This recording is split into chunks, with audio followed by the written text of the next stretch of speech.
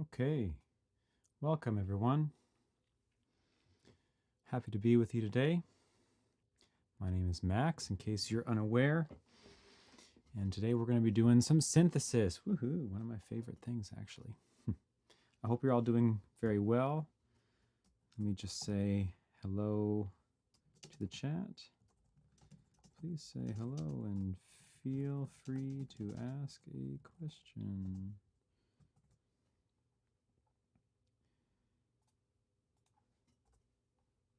Okay.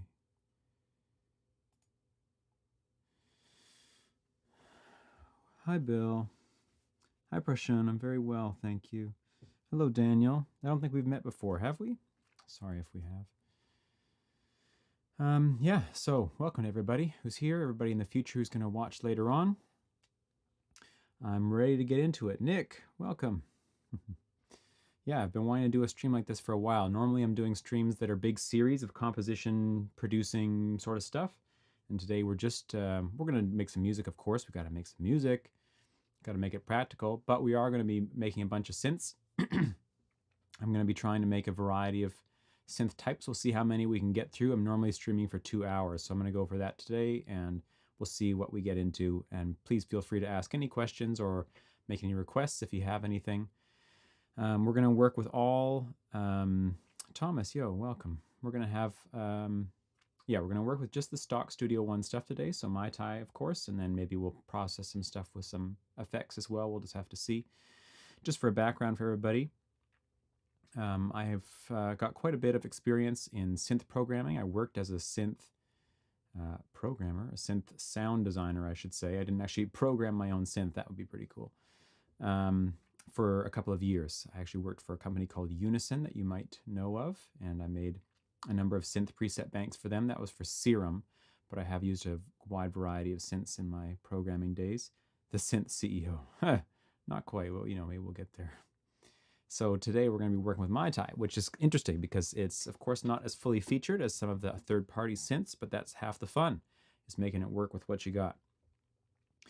So I've got, I'm on Studio One version 5 here, and this is the professional version. For anyone who's unaware, you get a bunch of stuff with that you don't get in the other versions. So in case you're trying to follow along at home or whatever, legit credibility. Okay, so here we go. The types, I'm going to do a little bit of a quick explanation on synthesis in general in case anyone is unaware of just the very basics of how it works, and then we're going to get into making some patches. I'm going to try to make a few different things, perhaps a key patch, a lead, a pad, a bass, a pluck, something like that. We'll see how many we can get in.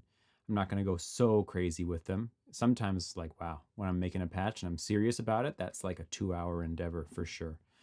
You just got to try every possibility, and there's a lot involved with it, but we'll see how we do. So yeah, once again, anything that doesn't make sense, please just ask a question. I'm happy to chat with you or respond to whatever's needed.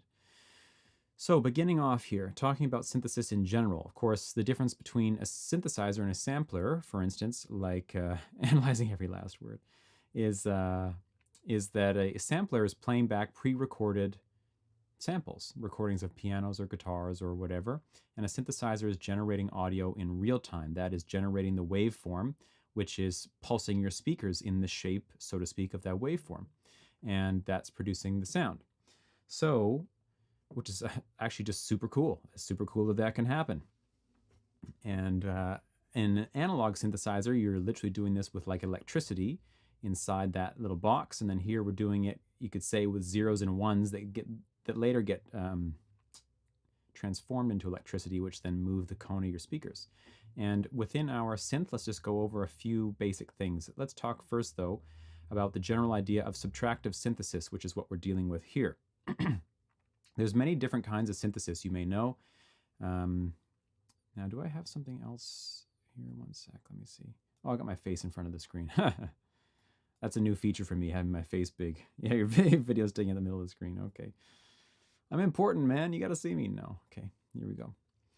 The idea with subtractive synthesis is that we start with a harmonically rich waveform, or not, but usually harmonically rich waveform, and then we will start to remove parts of that, remove frequencies from it. Is there a way to see the comments while in full screen on a computer? I don't know that question, the answer to that question, so someone can help you out, hopefully.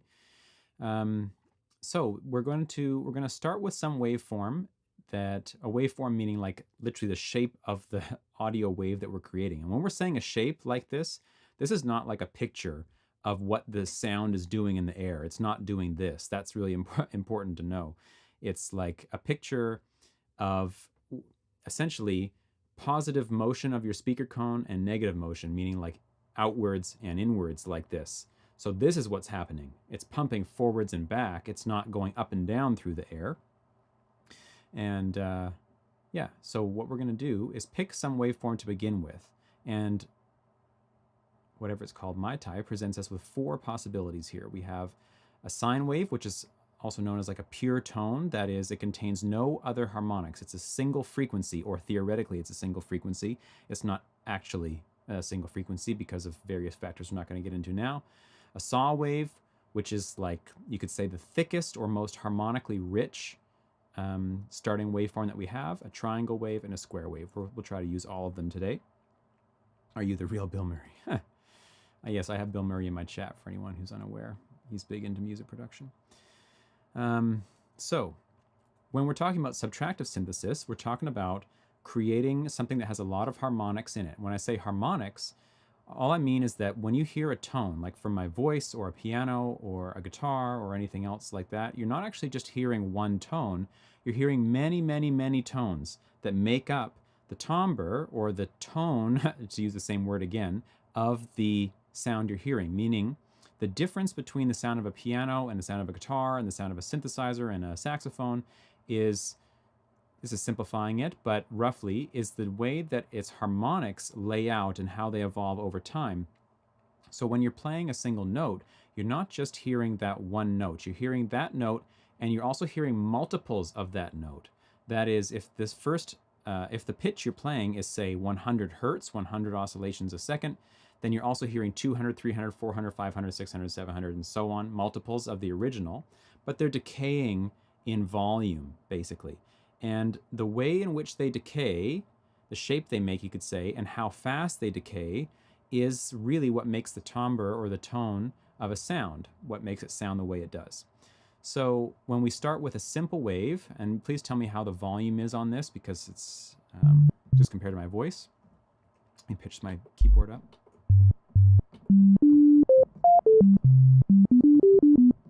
Should we geek out on the harmonica overtone series now? Hey man, that's my life. Yes, please, let's get into that. Okay, maybe we'll get there later. So this is what they would call a sine wave, like a pure tone. It has no other harmonics, and we're just going to pull up a EQ, and maybe we can just take a look at that briefly.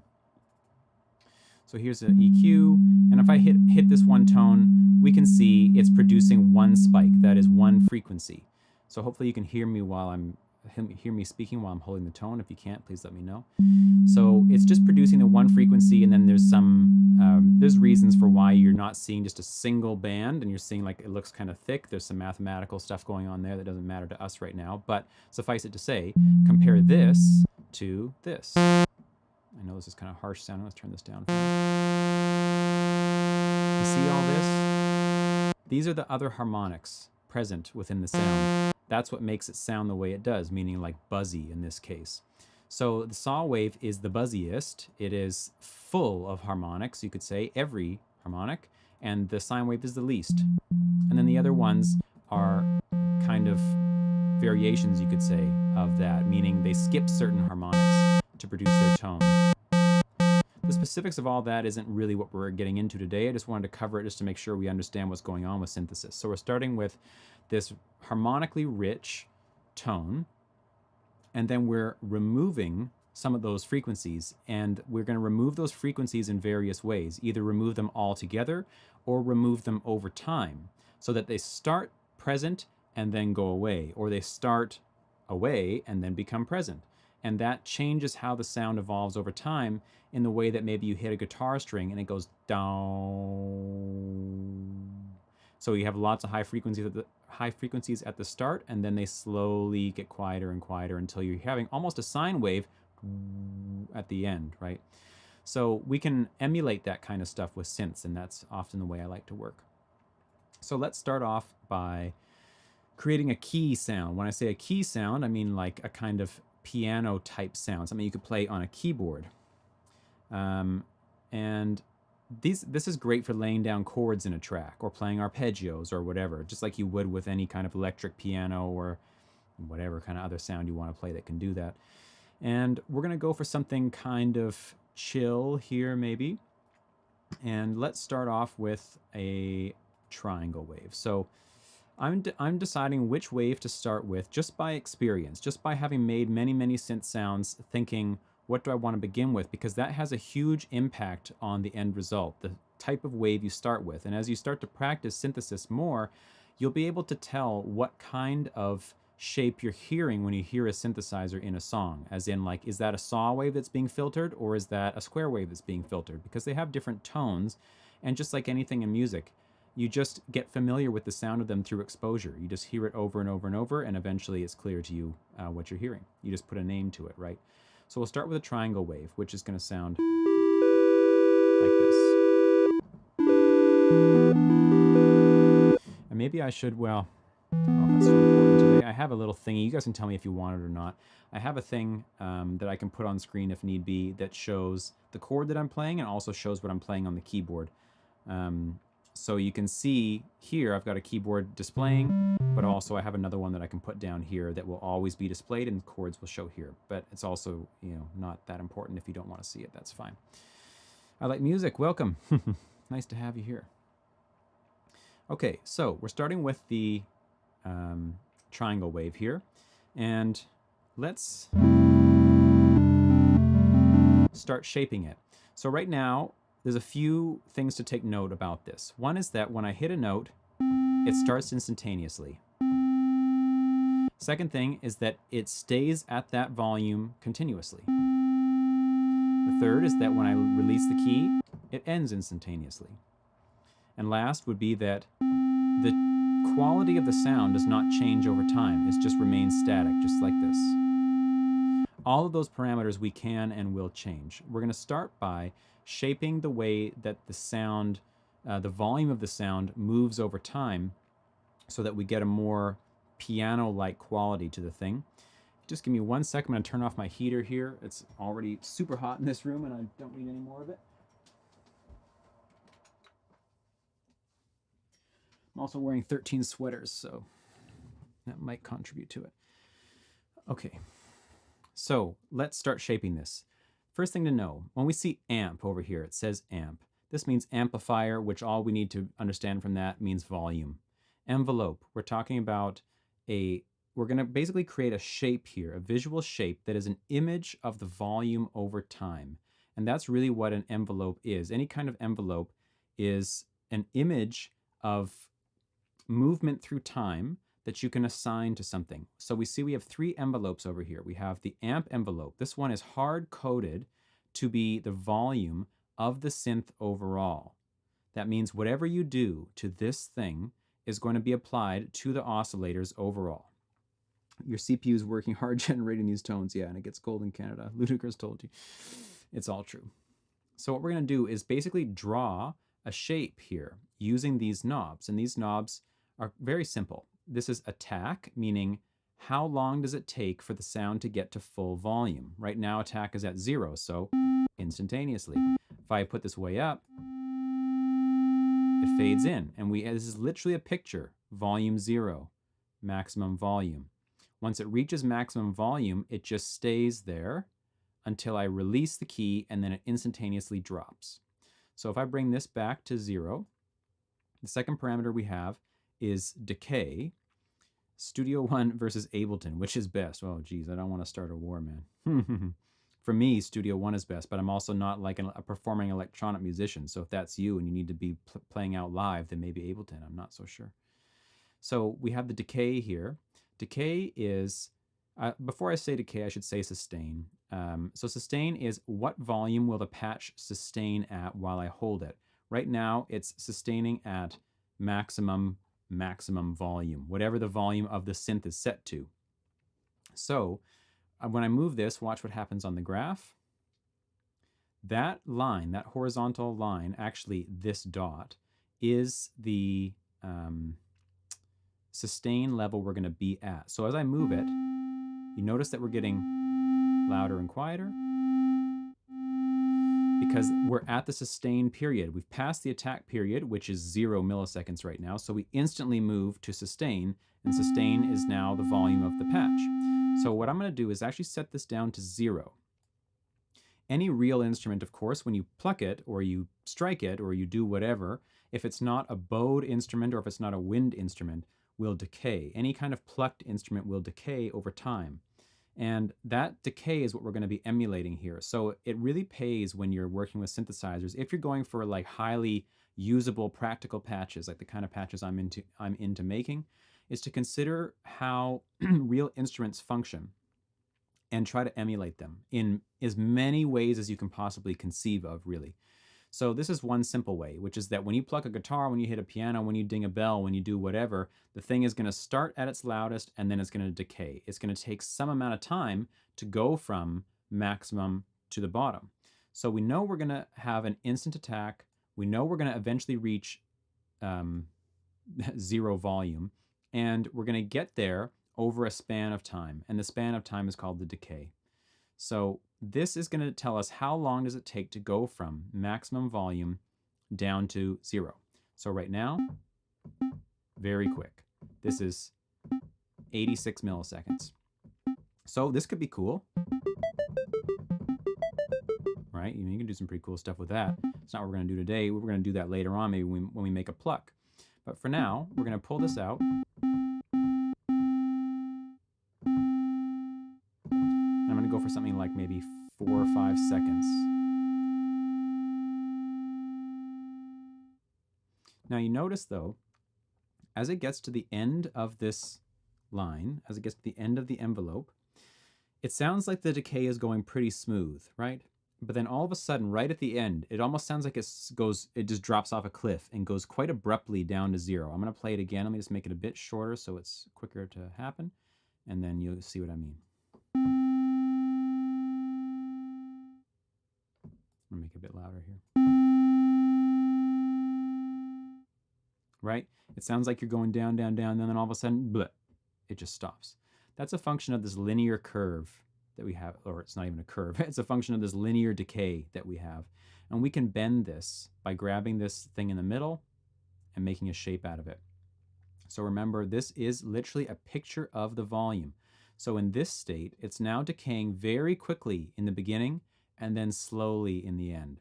This is one of my first tips for you, is if you're trying to make something that sounds realistic or whatever, has that kind of quality, this is the best kind of curve to use because you get a very smooth fade out. It means you need to make a longer decay overall because you get down in volume quicker, but the movement from sound to no sound becomes much smoother, and that's actually the goal.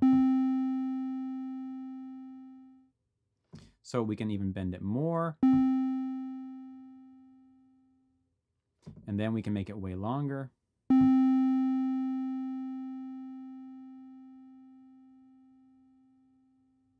See how smooth that is?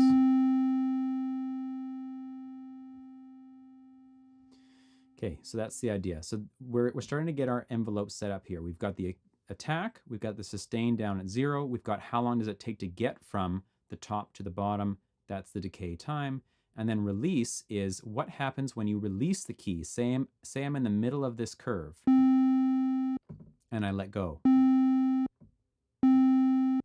Right? It just stops instantly. Do I want that or not? I'm not sure. Is that similar to the curve of a plucked string on an instrument? I believe so. I've not actually scientifically verified that, but to my ears, that's what I hear as a guitar player. I want to say somehow something is happening in here where if it had a bit more of an S curve to it, you get something more realistic. But yeah, that's my experience anyway.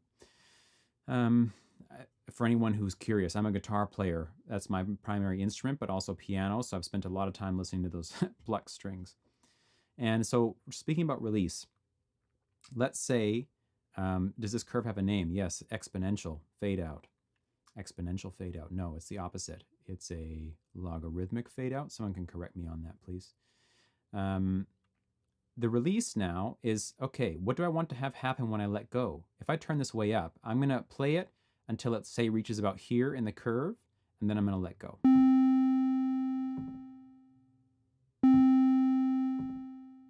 You see, now I can't get a sharp ending on it because the release won't allow it. The release is going to take 2 seconds. And if I want to see what my release looks like, I can pull my sustain back up. Here's the release curve. So the release curve is the same sort of thing as the decay curve, and I can change it.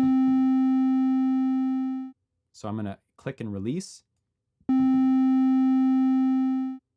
So that's what's happening here. It's following this, and all of a sudden it falls off a cliff right at the end. So I'm going to try to bring this down so it's roughly the same sort of curve as my decay curve. I'm just going to tap the key. And now we've got a sort of bell. This is like a bell tone or pluck, which you would do for a pluck or a bell synth. And so you can just tap the keys and then they decay on their own, just like tapping a bell. That's the idea. That's not what I want for this sound, but we will make a sound like that. So I'm going to bring this down. I'm not going to bring it down to 0 though. Anyone who's worked in audio for a while knows that anything that cuts off instantaneously creates a pop or a click at the point where you cut it off. And so we want to avoid that, especially when you're using bass tones, which we're going to get to. So I'm going to leave it a release, but it can just be short. It can just be like, I don't know, 30 milliseconds. So it still basically decays instantly as soon as I let go, but there's no pop or click. Bring my sustain down. So now if I hold the thing, it decays, and if I just stab it, it just stabs. So we can play like a regular piano with this sort of stuff, like punchy sort of stuff, or kind of, if I get my sustain pedal somewhere in front of me, and it will just decay naturally over time like that. And this will all be smoothed out as well by using reverb to make it even better, but we'll get to that. Okay, so that's the general idea of an envelope: attack, decay, sustain, release. This amp envelope is hard-coded in most synths to be connected to the oscillators so that there's nothing you can do about that. If you want, for instance, we have 2 oscillators here, meaning 2 things that can make tones, and they can be different tones. There's all sorts of stuff you can do, which we'll talk about. But say I want one oscillator to decay at a different rate from the other one. There's ways to get around that, but it means that you can't do this. You can't use the amp envelope because the amp envelope will cause both to go down every time. So you have to leave the amp envelope alone, and you use the other envelopes to control the level, as it's called, parameter of each oscillator independently, but we'll get into that. So we've dealt with the first thing now, which is the amp envelope, and now we're going to get into the controls that are present over here. I just want to make sure that everything is sounding all right for you if someone wants to let me know.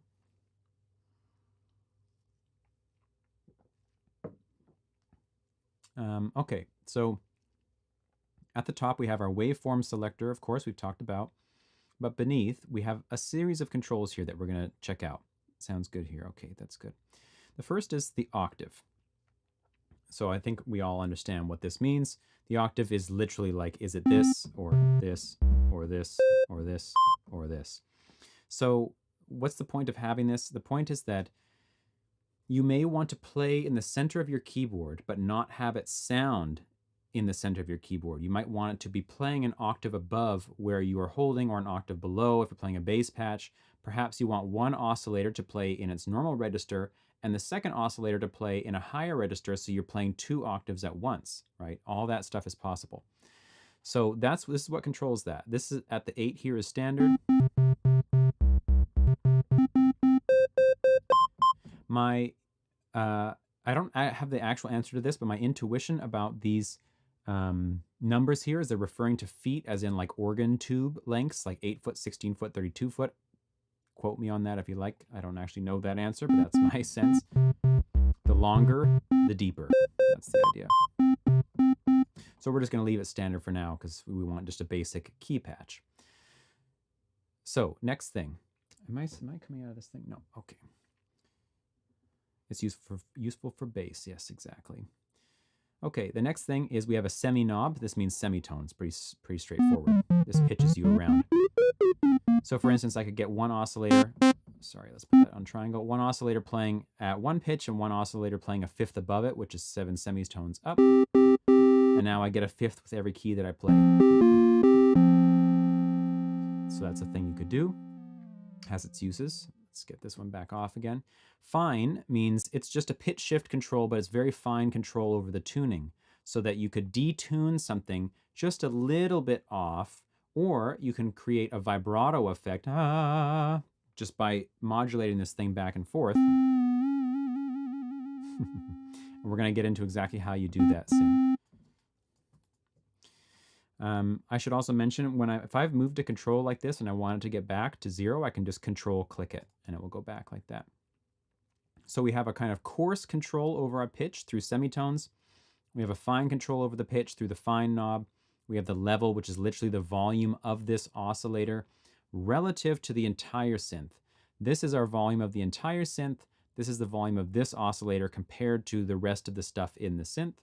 And we have a pan knob here. I think we all understand what that does. Then these ones are pretty interesting here. The spread knob. This is a bit of an odd one. This is kind of like two knobs that have been merged into one here. Depending on the synth you're using, they might do it in this way. Where I'll just have you listen to it first. So as we bring this up,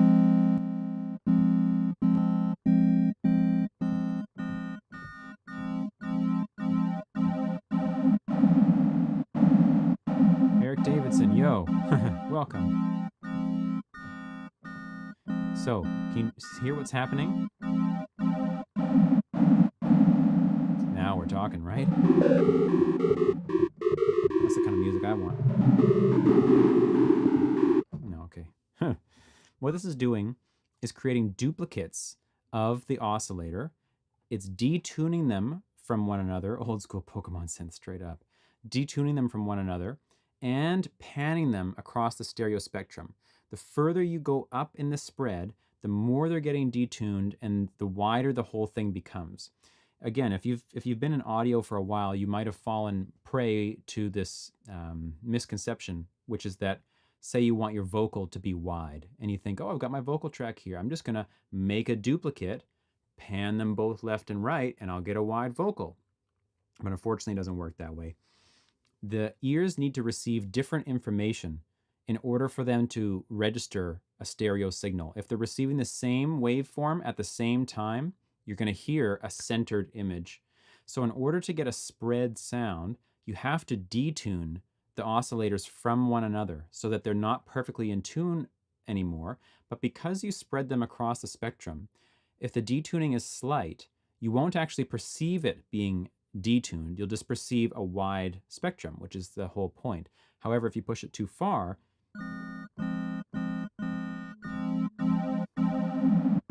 you get this. This is when the oscillators are too out of tune with one another that they cause this thing to happen all the time. Now, in conjunction with this spread knob, we have the RP down here, which is actually super important to know about. This is called random phase. Phase just means the point, you should say, it's not actually the point, but the phase is, you could, in this context, the phase is the point at which the waveform begins. If you're visualizing a sine wave like this, you can imagine that you could start, when you hit a key, you could start the waveform from its 0 point and it's moving up. You could start it from the top point and it's moving down, or you could start it anywhere along that chain, right?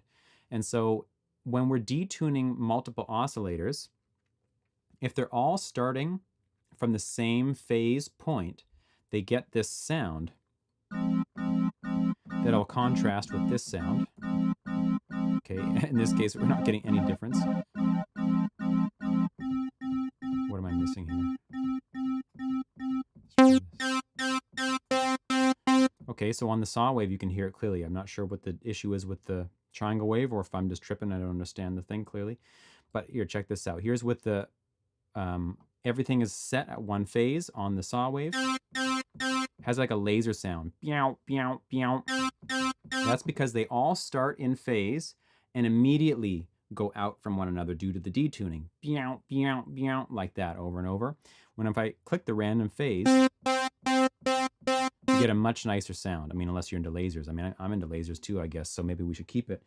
But with the random phase, the thing is spread without the pew, pew, pew sound every time. So going back to the thingy again, I feel like this thing is not having any effect on this wave, so I must not understand something here. Maybe someone can enlighten me someday, but fine enough. So we're gonna probably leave the spread off because we're gonna create our own spread for now, but anyway, good to know that it's there. That's useful for, like, say you could have one of the oscillators spread wide and detuned.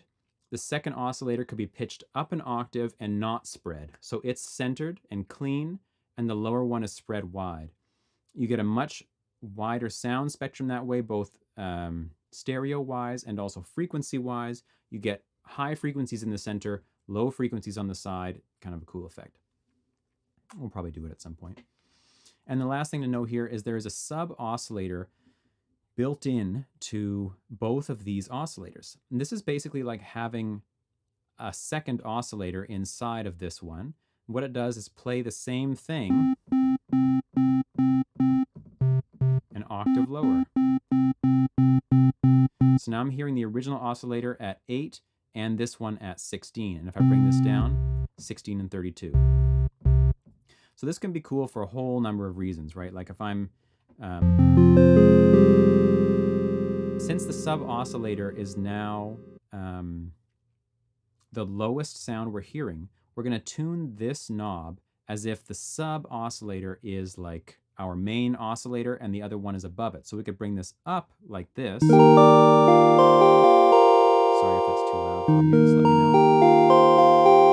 So now you can hear, there is, if I turn this off, there's the high one. And if I bring it in, there's the high one and the low one. It's a way of maximizing the amount of tones you can get out of the thing. So if we could then, taking my example from before, we have one that is wide and stereo spread, and it's also got a sub in it. So we've got one octave, and we've got another octave above, all in one oscillator. Then we have the same thing in oscillator 2. It's pitched an octave higher, it's got its main one and its sub one, it's centered, right? You get like the massive thing going on there. So if you're trying to get the fattest chords possible, that's how you want to do it. If you're making, like, I don't know, trancey stuff, where you want those like super big stabby fat super synths, as they call them, saw waves, spread, sub oscillator, it's gonna be fat. Okay, I'm happy with this. So all I want is this guy. And what I'm gonna do here is I'm gonna duplicate this guy exactly. I'm gonna pan one left, I'm gonna pan one right. And then I'm gonna hit random phase. And now if you've got headphones on or stereo speakers, you can hear it's a stereo spread, but the stereo spread is not constant, meaning it like moves slightly. I'm just gonna keep hitting the same key. Especially noticeable on headphones. Sometimes it feels like it's more energy on one side, sometimes on the other side. This is solely due to the phase relationships that occur between the two things. Just like I was talking about before, you can hear it clearly, that's great. So the phase is now being randomized by both oscillators, and sometimes what happens is, this is actually an important concept to know, so I'm glad I ran into it, which is basically the way that waveforms interfere with one another. You can just picture like the waves on a water, or like the wake of a boat. You know, when two waves are coming together and they both hit together in their upward motion at the crest, they double in power, right? They go, power is probably the wrong word. They double in height anyway. And then if they have two troughs going low, and if they exactly cancel, they flatten to zero, which of course is also a trick in audio, right? If you want to remove something from a mix or whatever, or you want to test your mix against another mix to see if a certain effect is doing anything, you can just load the mix in, flip the phase 180 and play it with the original.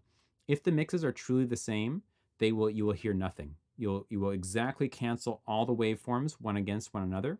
However, if you have, say, put on a saturator on one of the mixes and not on the other, and you flip the phase and do the thing, you will hear only the difference between the two. you'll hear exactly what the saturator is adding, so to speak, and everything that is the same between the two will be canceled out. So in this case, we hear the thing moving around the stereo spectrum because of this constructive and destructive interference between the waveforms. Sometimes they're building on each other, sometimes they're in the middle, sometimes they're canceling, and that interplay is what causes it to sound like one side is stronger than the other back and forth. However, when you play chords, let me just turn this down now.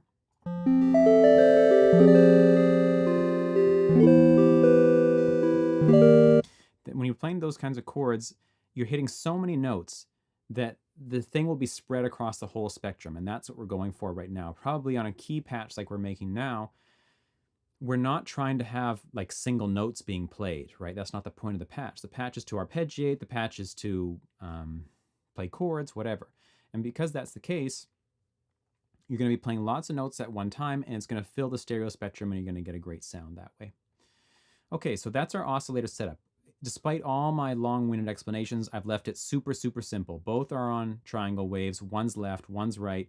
We're using random phase to make sure that they're not, like if I take the random phase off, it's not stereo anymore. It's just back in the center. It's just twice as loud as the original signal because they're both there. They're both starting at the same phase. And so like the waves doubling, it's just doubling the volume. That's all it's doing. By hitting random phase, I don't know why I settled on this like F minor today, but that's what we're that's what we're in for. Now the thing is spread across like that. And of course, you add reverb to it, and it's going to get even better. That's the whole idea. So hopefully that's all making sense so far. Please let me know if you got any questions on that. And if you're enjoying the video, you can always leave it a like. That's super helpful for me. And we'll keep moving on. So what we've done now is we've established our bass sound, you could say. Give me one sec to make sure I don't run my throat out.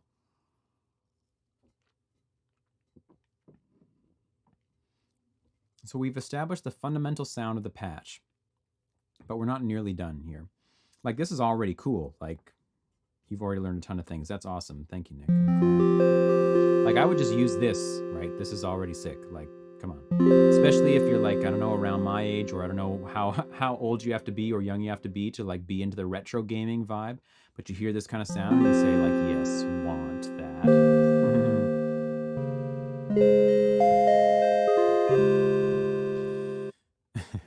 Okay, so once we've established our bass sound, this goes for any, I don't mean a bass, but our fundamental tone of the thing. Once you've established that, it's time to start shaping it over time.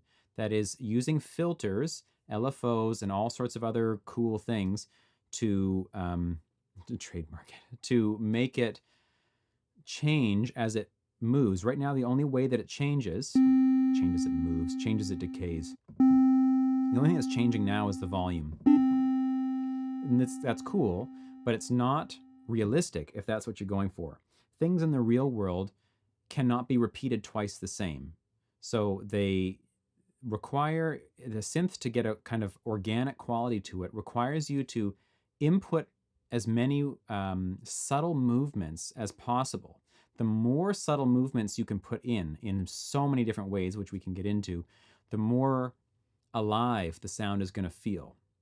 That's, anyway, a big philosophy for me when it comes to making synth patches. Of course, I really like the super digital sort of stuff as well, but I do strive for a kind of organic sound in a lot of the patches I'm making. Even though it's still going to sound like a synth, it's going to like a organic synth that grew out of the ground. Okay, below these two oscillators, we have a noise oscillator as well, which I may or may not use in this patch. This is literally just playing a kind of white noise.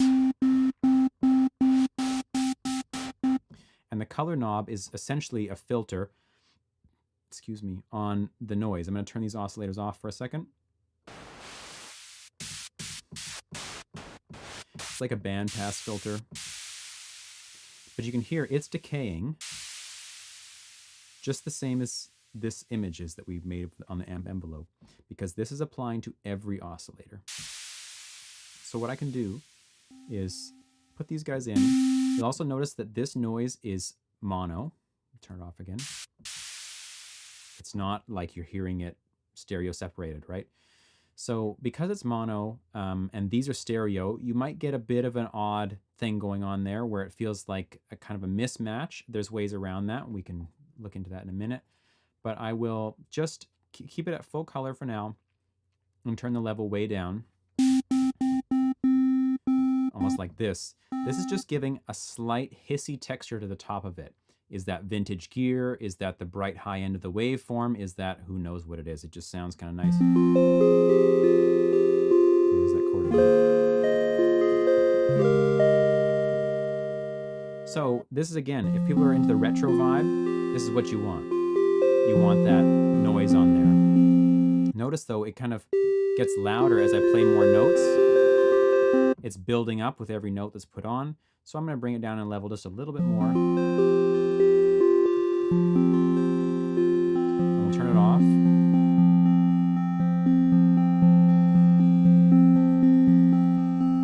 So for someone who hasn't watched the patch being made, that is just a listener, they're not going to perceive the noise as a separate sound, as like it's just part of the sound of the thing. It's just like when you hit a snare drum or something, it has so many component frequencies. You're hearing a high-end, super hissy rattle, you're hearing a pitch, you're hearing a clang, but you perceive it as one quality. And it's the same with synths. And it can be a bit confusing sometimes when you're making synths because you're watching the whole thing get made and you think, oh, it's all separated component parts.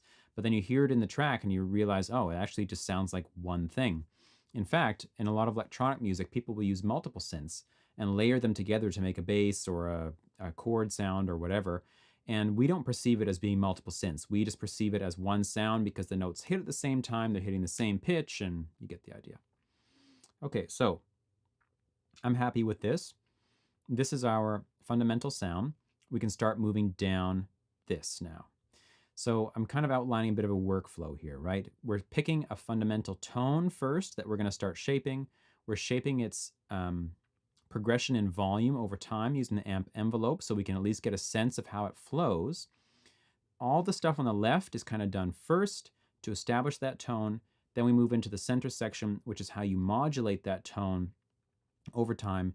And then we're getting it down here into the effects and into the modulation routing to do all sorts of fancy stuff that we haven't even gotten into yet. Love how you're building up our knowledge. Hey, well, that's great. That's my goal. So on this Presonus website, they have this little blurb about Mai Tai, and it says it's a modeling synth. Maybe. When I think of a modeling synth, I'm thinking of a physical modeling synth, and maybe I'm just a snob that way, and I've just have a misperception of the thing. Physical modeling synths are so cool, it's hard to even describe. They're like actually using mathematical models to simulate like stretched skins over a drum or like piano keys on strings or whatever. And they're literally physically, digitally, physically, whatever that means, modeling a physical instrument or the characteristics of a physical instrument. Sanad, welcome. And so when they say modeling synth, as far as Mai Tai is concerned, they're talking about, as far as I know, they're talking about this character thing here we're going to get into, which is kind of modeling. I don't know if I would put it that way, but it sounds good on paper, I guess. It makes people want to buy it. How do you rate Mai Tai as a synth overall in quality and capabilities? I have no idea what high-end synths do differently. Mai Tai is good. It's definitely not high-end synth. The sound quality is good for sure. Like you will easily put this in pro tracks and no one's going to bat an eye at it. Absolutely. And you have a quality thing over here in case you don't know. I love how they call it 80s normal high-end supreme. That's actually fantastic. Let's just see if already we can hear the difference. We're on normal.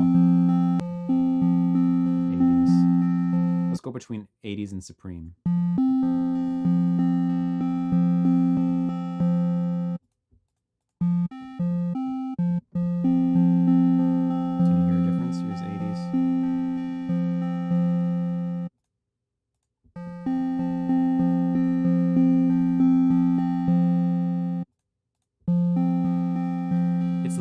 Frequencies in the 80s, it's losing definition, stereo definition a little bit. This is literally like how hard has more harmonics on the higher setting. You got it, man. That's exactly right. This is literally how hard are you going to hit your computer with the thing. And what you're going to choose on here depends upon the purpose, like where you're going to be putting this, which is probably the first question you should be asking yourself when you're making a synth. Why am I making a synth? For what purpose am I making it? Is it supposed to be playing harmonic information like chords? Is it playing melodic stuff? Is it for rhythmic stuff? Is it for background pads? Should it be noticed or should it not be noticed? Should it move slowly or quickly? Should it be stereo? Should it be mono? All this stuff has to do with what kind of tune you're making, as well as what needs filling in the song. Do you have a melody? Do you have drums? So you need chords, or you need a background pad and you're going to have chord stabs on top, or. There's so many things. What I've learned over the years of programming synths is that when I just start making a synth with nothing in mind, and I just start twisting knobs at random, it almost always ends in failure. Failure meaning bad sound. I need some kind of inspiration. If nothing else, I need a clear purpose as to why I'm doing what I'm doing. What is the role of the synth? Sometimes you've already got a melody, you've got chord stabbing, you've got this, you got this, you got that. E-Nice, what's up? Yo, better late than never. Welcome. You've got all that stuff going on, but the song might still sound empty. And you realize, okay, my melody's in an upper register, my chords are kind of in a high mid register, my bass is in a sub register. I've got like a gap in my frequency spectrum here, in the low mids, let's say, maybe down in this zone. Your bass is down here, your melody's up here, your chords are stabbing here, and you've got a zone, if you can see on my little keyboard on the Mai Tai thing, in this area, let's put it maybe like this area, that is unfilled. And if you're trying to make a song thick and full and powerful and all that stuff, then filling your frequency spectrum is important. So you might consider, okay, the purpose of the synth I'm trying to make is to fill that hole in the spectrum, and that will dictate a whole lot of what the qualities of the synth is going to be. You realize I don't need high frequencies. I have high frequencies supplied by other things. I don't need sub-frequencies. I don't even need that much tone. In fact, maybe I can just get away with a sine wave, or maybe just a triangle wave that's filtered, and sticking it, playing chords that are, or intervals that are in that region of the spectrum, instead of trying to like make a big patch and stick it everywhere and muddy up the whole mix or whatever. Effects and controls aside, synths vary by their character, meaning more harmonics, analog, warmth, stuff like that. Right, so I was supposed to answer that question, and I didn't, hey? Let me just finish Nick's question, then I'll get the addition of your question there. So how does it rank overall? I would say it's a mid-level synth. It can still produce fully usable tones. Do not think that you need another synth. You absolutely don't. You can do so much with this. The other synths are for more particular use cases. If you're wanting to make crazy sounds, you probably can't do it as easily with this. If you need to use different types of synthesis, like FM synthesis or wavetable synthesis, this cannot do that either. But for your general purpose sounds that you're going to use in most productions, like, you could do so much with this. And this is a great synth to learn on because the controls are simple enough and laid out clearly enough. When you get into like really deep synths, it's intimidating, actually. I'll quickly tell you the story of how I got the job at Unison when I started doing sound design for them, because it's kind of funny. I need to take off one of my 13 sweaters right now, though, so just give me 1 sec. I'm going to be completely naked, so let me turn my video off. By completely naked, I mean not, but you know. This is not what you guys came here to see, right? Me stripping. Okay. Sorry about that. It's always this kind of live stream. Okay, so when I do composition work online, meaning like composing for people for various projects, and I usually get that work in the past through freelancing websites, and I got the job at Unison through a freelancing website when they were just starting out, and they were looking for sound designers. I had just started getting into synthesis. Where's the tip jar? I was getting into synthesis maybe 6 months before that job opportunity came up, and I really didn't know that much about it, but I thought, hey, I should apply. That sounds like a fun job. And they said, okay, here's the audition. You're just gonna have to remake a couple of big, crazy synths from dubstep and trap drops, basically. That's what they gave me. So they sent me some tracks and they said, send us back the synths. So I had never actually used Serum before, but they wanted it on Serum. So I downloaded Serum and then just literally started twisting knobs. If the knob sounded closer to the sound I was going for, I kept it. If it didn't, I put it back. That's literally what I did. I just went through every single parameter and moved it. If it was closer, left it. If not, back. The whole way through. I finished that, sent it to them, and they're like, hey, you're hired, man. That was it. That's how I got the job. And then after that, I was like 8 hours a day for a couple of years, just making hundreds and hundreds and hundreds of synth sounds on Serum. So Serum is definitely the one that I know best. I also know Omnisphere quite well. Both are super high-end synths. Serum, you guys probably know, we've probably heard it ad nauseum how popular Serum is. It's popular for a reason. It's super cool. It's very visual. It's very, very deep if you want it to be. There are even deeper synths for sure that are for super techie people that really like to nerd out on stuff like I do, but also that's very time consuming. And if that's not your deal, then don't even worry about it. Stick with the simple stuff. You'll know when you outgrow Mai Tai. Let's put it that way. You'll know. And Thomas, you had a question there too. Effects and controls aside, synths vary by the character, meaning more harmonics, analog warmth. Not really. Though, like a saw wave is a saw wave is a saw wave, relatively speaking. For instance, Serum has less aliasing than more synths, though it's more computationally intensive to do that, which means it produces less distortion, basically. You get a more pure sound. So that sort of stuff is roughly the same, the waveforms, other than in Serum, for instance, you can get 10 billion different types of waveforms, and here you just get 4. But to tell you the truth, when I'm making a sound, even on Serum, I don't touch any of the fancy waveforms unless I absolutely have to. I will do everything I can to make the sound using the least amount of stuff possible. I want to just use basic shapes. If I cannot get the sound by modulating basic shapes, I will reach for a wavetable. That's my way of working. I try to keep everything as simple as possible until it's absolutely required that I make it more complex. The more complex you make it, the harder it is to go tweak things later on. The simpler I can keep it, the more flexible the thing is for my way of working anyway. Okay, so let's continue on here. We have this character thing I was talking about, this modeling thing. Basically what this is, my understanding is it sounds to me like a kind of almost convolution reverb type of thing. So CPU doesn't freak out.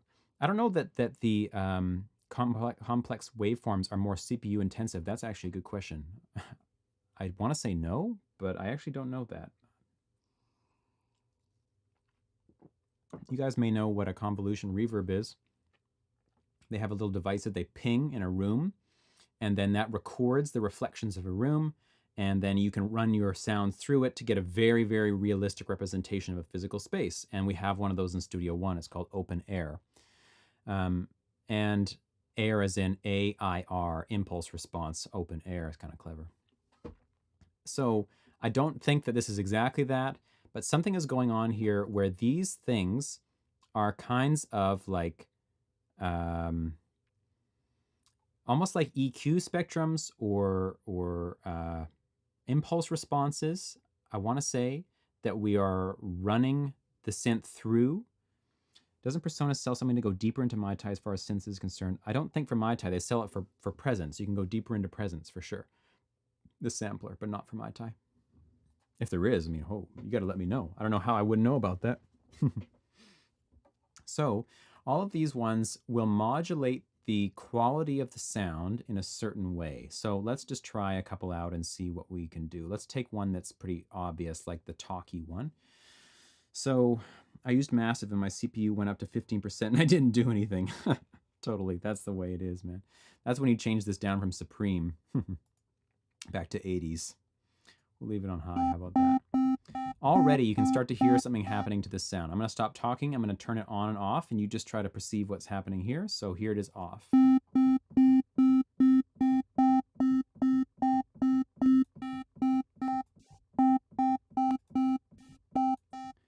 So this is like someone has taken EQ and made like a pretty sharp Q peak, and they're just kind of sticking it somewhere, possibly a couple of them.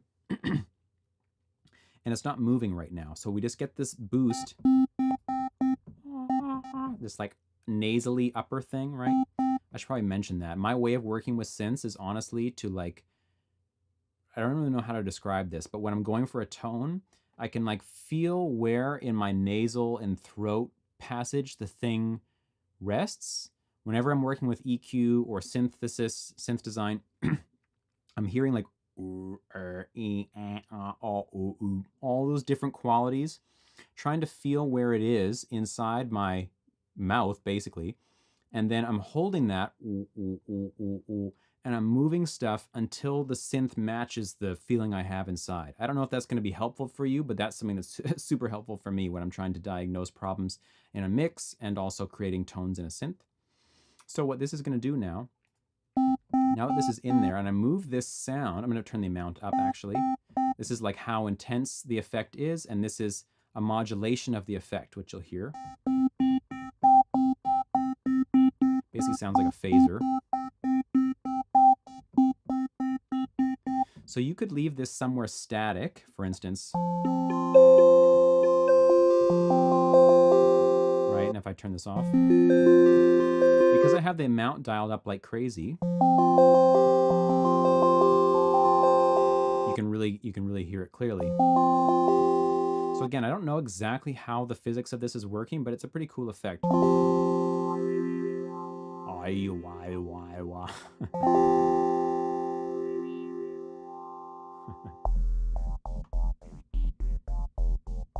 Okay, so all of these are like different qualities that you can impart to the sound, and you can actually do quite a lot with this. We're not going to get into it right now for this particular sound, but this is something for you to experiment with. All you got to know is that just like with any effect that you want to get used to when you're working in the music production world, push it to its extreme first so that you can really hear what it's doing.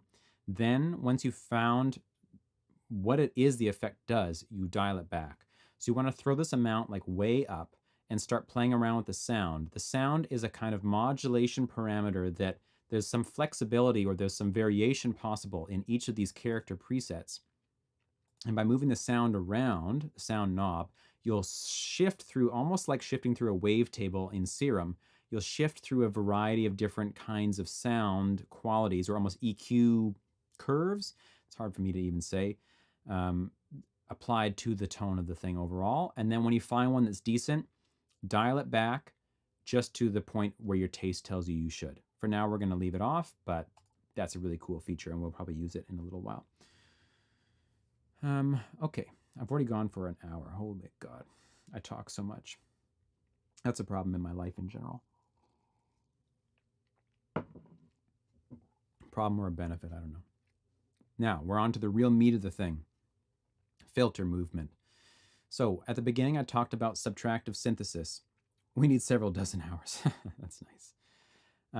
So subtractive synthesis, we're starting with harmonically rich source material. We're removing chunks of it. And we are removing those chunks in a variety of ways, and the filter is the primary way that we're going to remove that. And so what we have here, okay, when I say filter, I literally mean like you're filtering water or anything you're going to be filtering. You're letting some things pass through and some things get caught. That's the whole point of a filter. So these things here are literal like shapes of the filters where the left is low frequencies and the right is high frequencies. And they're showing you what's going to happen to your sound. Here you can see this one is going to progressively cut off high frequencies and leave low frequencies. This one is going to cut off low frequencies and leave high frequencies. This one's going to cut off low and high and leave middle frequencies. This, you can get the idea. They all have slightly different parameters. The most important ones to know about, though, would be this one, and this one. These are primarily different. You can see this one has a bit of a steeper slope than this one, but a similar idea.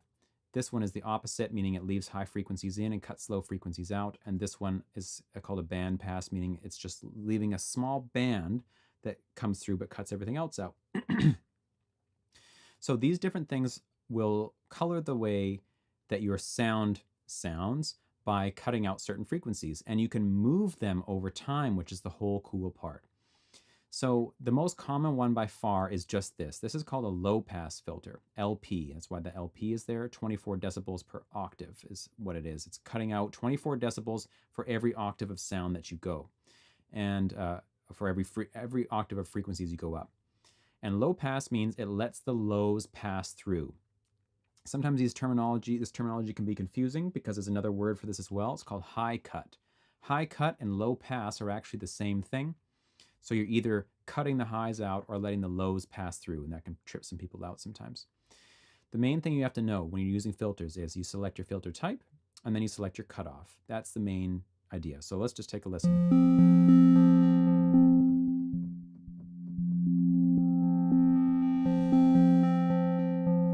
So what you can already tell is that this is high frequencies, this is low frequencies.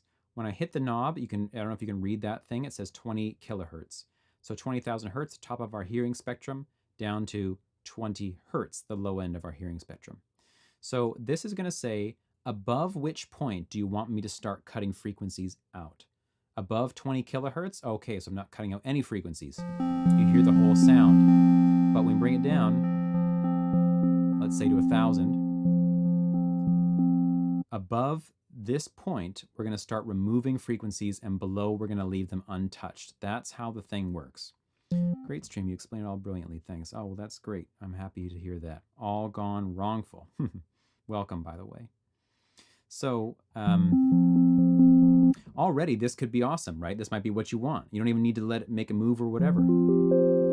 Like this is what I was talking about earlier. Maybe this is the spot in the frequency spectrum you need to fill. Maybe you've got guitars playing, hi-hats playing. It's all covering that high frequency stuff. You don't actually need more high frequencies in your song. Don't put them in. Just cut them out and only give the song what it needs. And maybe what it needs is more mid-range thickness. So you remove the high frequencies from your synth and you leave the low or mid frequencies in with this thing. That's one way to use it.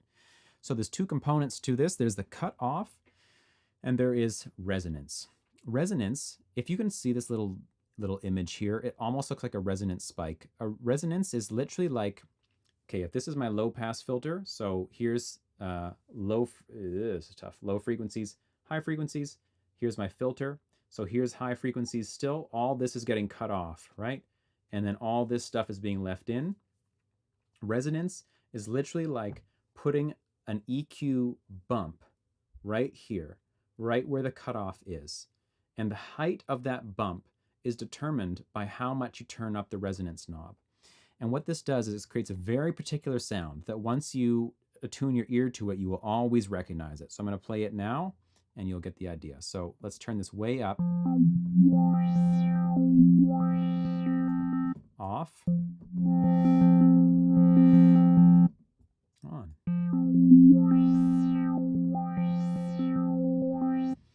That's what it is. It's the wah sound, sort of. Kind of like a wah pedal on a guitar, although that leaves high frequencies intact, and depending on how that one operates. But this creates a wah effect, just like our mouth creates a wah effect. It's the same principle. The more you boost your resonance, the more wah effect you're going to get. Wow, wow, wow. So this is like purely a matter of context as to how much of this you're going to put in, a matter of taste as to whether you like that sound or not, whether you want it in your bass sound or not. I mean, there's so many factors here that go into choosing your resonance.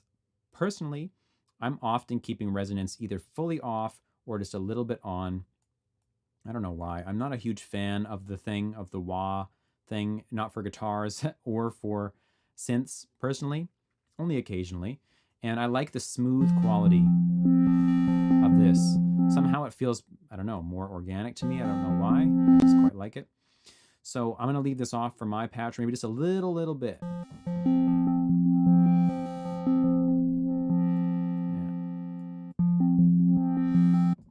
Okay.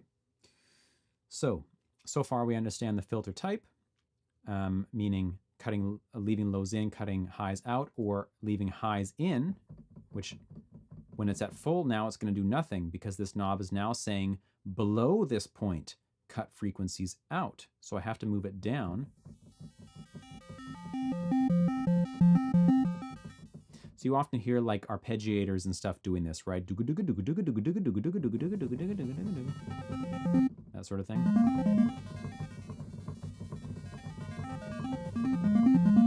I know my keyboard's super loud. Sorry, I have like a hammer action keyboard here. Lots of resonance will enhance it.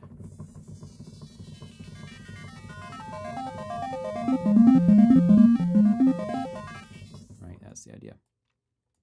Or a band pass where we're just leaving a chunk of frequencies in. So wherever this knob is, now highs are gone, now it's all lows, now it's all mids, right? But like I say, most important is just to know this one really, really well. This is the one you're going to use most of the time. The other knobs on here, I'll just quickly cover them. It's not so important for our current purposes. The drive knob is basically like a kind of analog circuit drive. You push it hard and it will distort your sound. It will also increase the volume. And it starts to get gritty.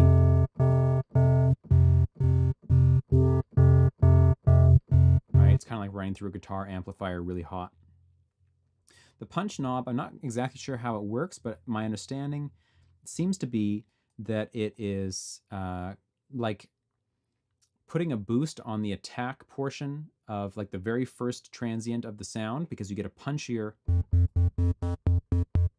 You see now it's like a click at the start. Like a kick drum almost. Which is actually pretty sweet that they have that knob. I do use it quite a bit. The phasing between these things is causing some weird effects with it though. Wow, really weird effects. It's jumping in volume like crazy. Anyway, we're gonna leave it off for now. And then these two are kind of interesting. They modulate the way that this thing moves. So key tracking means that the cutoff is going to follow, punch ups the volume really quick depending on the intensity. Yeah, exactly. Like the volume gets punched up right at the start really fast and then back to normal. The key tracking means that the filter cutoff is going to follow your movements on the keyboard, so that as you get higher, the filter will move with you. So what this allows you to do, like if I set this cutoff here right now, there will be a point, I'll put it even lower. So right now this E is passing through, no problem, because its frequency is underneath this value, 100 Hertz, or maybe it's just around that value. But if I go too high, you hardly hear anything, if you can hear it at all. So that's just because you're now playing a note that is above the cutoff. Those frequencies have been filtered out, so you're not going to hear the note anymore. This can be a problem. Say you're playing a bass line, and you set your cutoff to a point where the bass tone sounds really good, but then you want to go play some higher notes on the bass, you're going to lose them, or they're going to get there. If you come close to the cutoff and they're starting to hit the downward curve of the filter, they're going to be lower volume than the rest of the bass notes, and you're going to scratch your head saying, or I used to scratch my head saying, why do these notes sound thick and huge and these ones are like tiny little things up here? It's because you're starting to hit the cutoff point of the filter.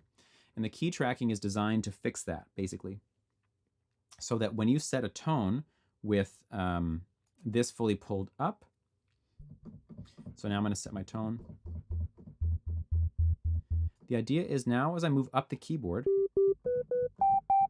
every note is going to have the exact same relationship to the cutoff that this one does. Lost Ghost, oh, welcome, yo. Hope you're doing well. So that's going to try to keep a consistent tonal relationship for you. So you establish a tone with one note when the key tracking is turned on. And then as you move up the keyboard, it it keeps the same relationship when it's at full. It keeps the same relationship of note to cutoff so that the thing moves like this, they stay proportional, rather than the cutoff being set and the notes being able to run past them.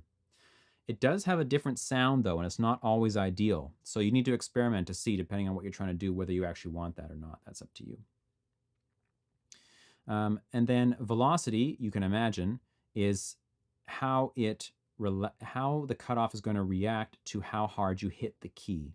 So right now I'm barely tapping, and I hit hard. this is really cool. There's a lot of other ways to make this happen as well. This knob is here for convenience if you want to use it. I actually use a different method to achieve the same behavior. But yeah, it makes the patch super, super playable. That's what I'm looking for. When I say playable, all patches are playable. I mean, it makes it super responsive and sensitive.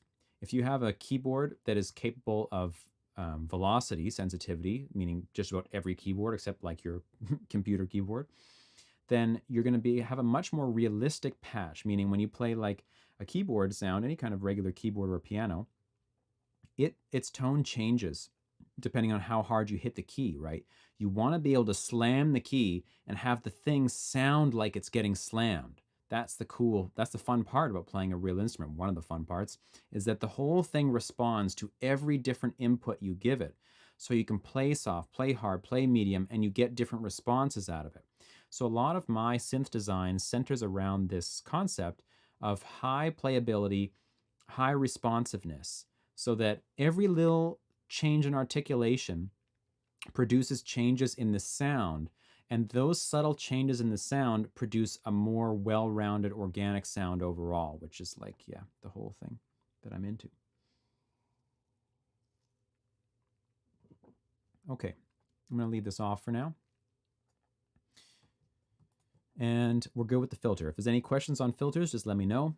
What we're going to do now, though, is like the crucial part of the filter stuff. We understand how a filter works. Now we're going to get the filter to move over time. My PC would die if I had a crazy synth. Mine barely squeaks through. I'm running an i9 9900K. When you do music production for 15 years, you eventually spend lots and lots of money on your music computer, so you never have to worry about that kind of stuff. That's my solution to it. Throw money at it. Okay, so what we're going to do is get this filter to move over time. And this is what's so cool about working with synths, is you can do stuff like this. So I'm going to go slow here in case anyone is new to this concept to make sure that you understand. We have multiple parameters inside of the synth that are time related. One of those parameters, it's pay to win. That is fantastic. I love that. So one of the parameters is envelopes, as I talked about earlier. Envelopes are pictures of values, meaning numbers, over time. The values that this is depicting can be applied to many, many parameters inside of the synth. I was going to say any, but it's not any, not in this synth.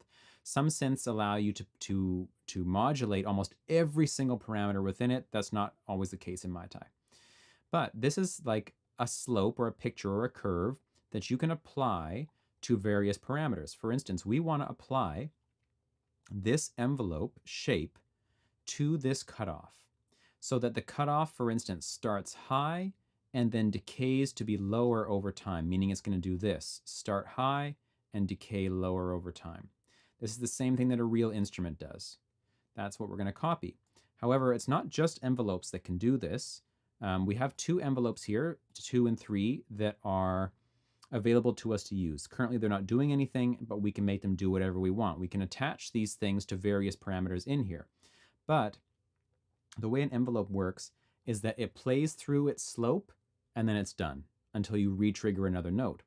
What if we want something to constantly move over and over and over? That's what an LFO is for. An LFO means low frequency oscillator. Low frequency. Frequency is how frequent, how fast, how like this. Low frequency versus high frequency. A low frequency oscillator. It's oscillating between values back and forth. So instead of the envelope, which is starting at a peak value and decaying, or if you change the attack, it's sloping up to a peak value, then decaying, the LFO is constantly moving between two poles, you could say, modulating a wave with another wave. That's exactly right. I should actually give Mai Tai a go next time I go in Studio One. I always use Serum. Yeah, exactly. It's nice, actually, kind of to use the limitations. I like to work with it. So LFOs can take various shapes like these as well. So all of these are pictures of what the LFO is going to do over time. It's either going to be a smooth curve, a spiky curve, a triangle curve, an on-off square curve, or random, which is this last one. We're not going to use it quite yet, but I wanted to mention it since I'm talking about things that are related to time. We're going to use this envelope 2, to control the filter over time. So I'll pull this down, and then this point that this is at right now, where the black line is at, represents the 0 point on this graph, wherever your sustain is set, basically. That's what the cutoff is going to be set to. So I'm going to put this to the bottom, and we're going to come into a new section of the synth here under Mod A. What these are slots, you could say, that allow you to control parameters with other things.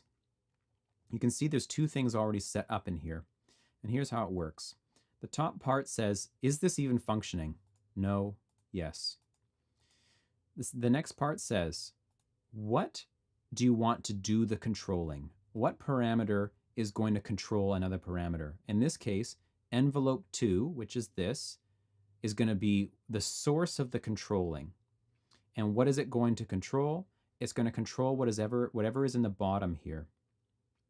So the filter cutoff, which is exactly what we want. We want envelope 2 to control the filter cutoff. Top is what's controlling, bottom is what's controlled. The other slot up here is to have a secondary controller, meaning I could have put in my mod wheel here. If you have a mod wheel on your keyboard, what this will do is that when the mod wheel is at 0, this thing will be nullified. It won't do anything. But when the mod wheel gets pushed up, it will start to act. So even though envelope 2 is controlling the filter cutoff, it's only controlling it when the mod wheel allows it to control it. That's how that function works. So we're going to leave this off for now, though.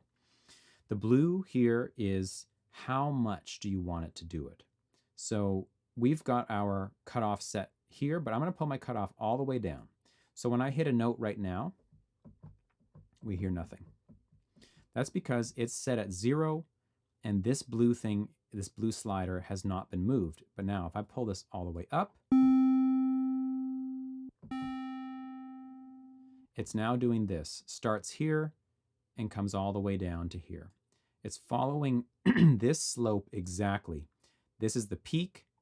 This is the point where the black line is, and the time it takes to get there.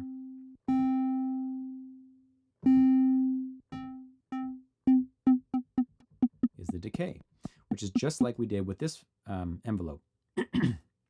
Sorry about that, excuse me. So much talking.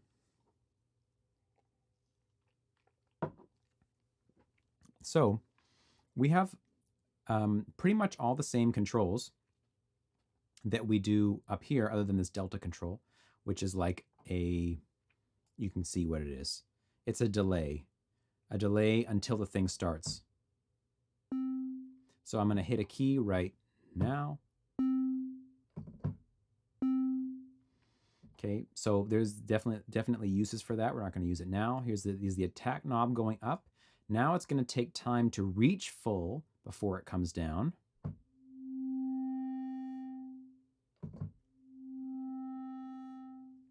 You can probably get some ideas about how you can use that.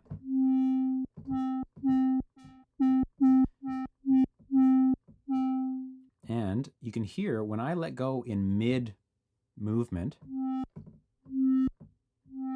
it's popping, right? The pop is because, like I said earlier, the release is set to 0, so it's cutting off to 0 too fast, and you're hearing a pop. So we're going to bring this up a little bit. And now it's gone. So I want my attack to be 0 because I'm modeling this after a kind of keyboard, right? So it hits at full frequency immediately, and then it decays. How much do I want it to decay? I don't actually want it to decay down to nothing. I want it to decay maybe to like around here. And how fast do I want it to decay? Much slower than this.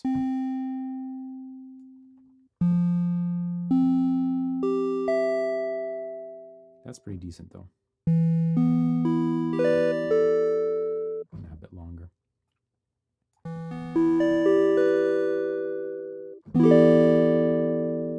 So how you can really tell is that the noise goes away. I bring this up in level.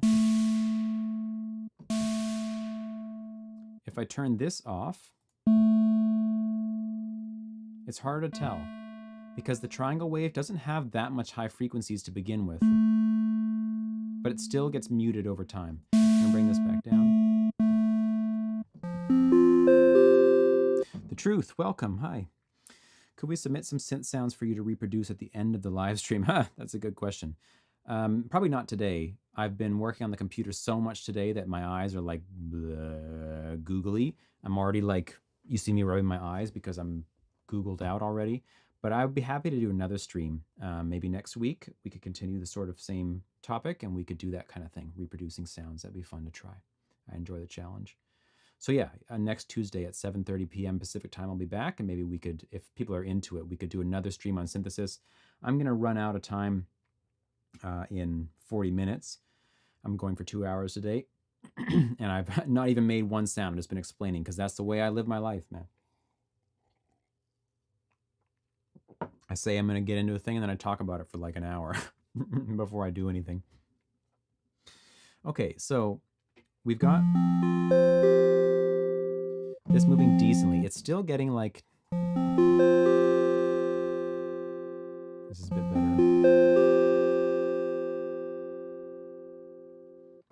I like that. So you talk way too much also, yeah. I think that's a common problem.